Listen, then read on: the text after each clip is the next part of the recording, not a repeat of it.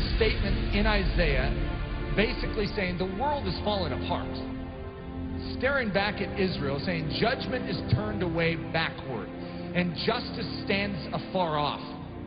For truth is fallen in the street, and equity cannot enter. What's a God to do?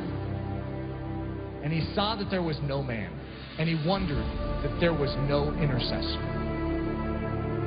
An intercessor basically means one who fills the gap. If you have a walled city, and there is a hole in the walled city, there's just this little part that is like broken down, it's like a pile of rubble, and actually you can sneak through it.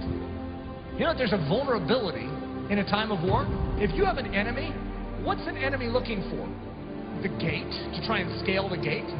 They're looking for breaches or holes in the wall.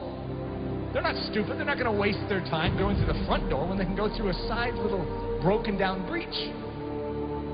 So the enemy, by his very nature, is constantly watching the integrity of the wall. He's looking for holes. We have massive holes in our life that give the enemy access to do with our life what he sees fit to do. We can say, that's horrible, I'm a Christian. Yeah, you're a Christian with breaches. You are not supposed to be a Christian with breaches. One of the key definitions of Christianity could be a man or a woman whose walls are repaired, who is made strong. Why? So that they are useful to God and they're not just constantly inwardly fighting demons. They can be outward focused. God says to Israel, I will bless you so that you can become a blessing to the nations. God's pattern is to make you strong so that you're useful. There is a hedge that is supposed to be built up around your life, and it very likely isn't. You need a strong man.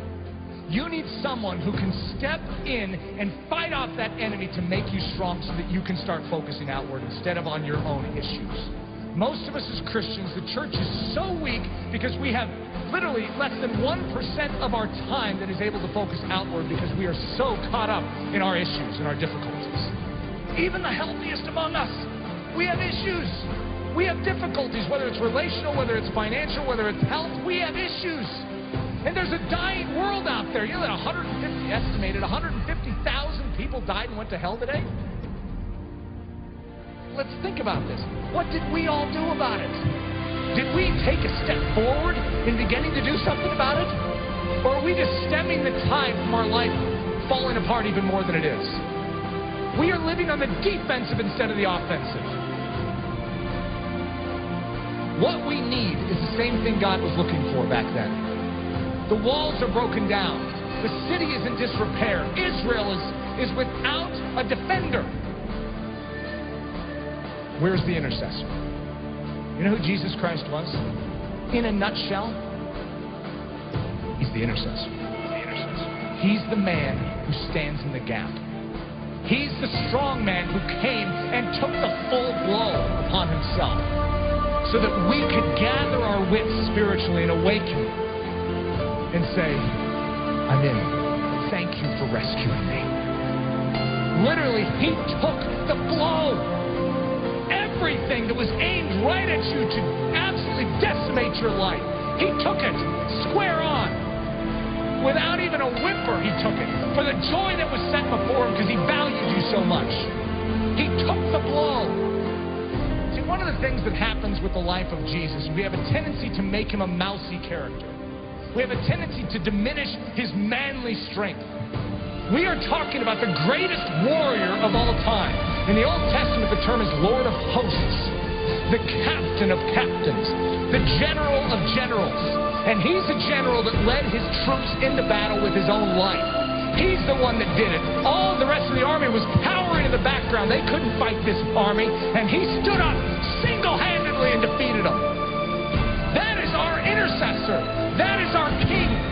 And the same way that he stood for you then, I want you to know, he still stands for you now. When you behold the cross, and you behold the resurrected Christ, and when you behold the ascended Christ who sits at the right hand of the Father, you no longer will just remain where you are. you will say, God, do it all within me. For your glory, make me strong. Make me strong to give. God is looking for an intercessor. Someone who will make up this breach.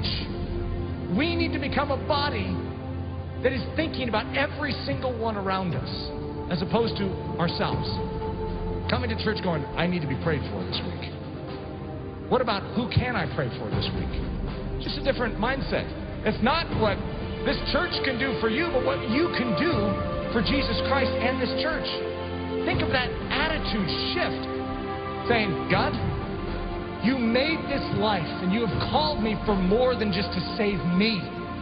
You have rescued me so that I can become a rescuer. Who needs rescued? Who needs help? Who needs me to stand in the gap and take the hit? That's the attitude. It's not your skin and how you can save it. It's how you can spend it for His glory. His glory. For His glory.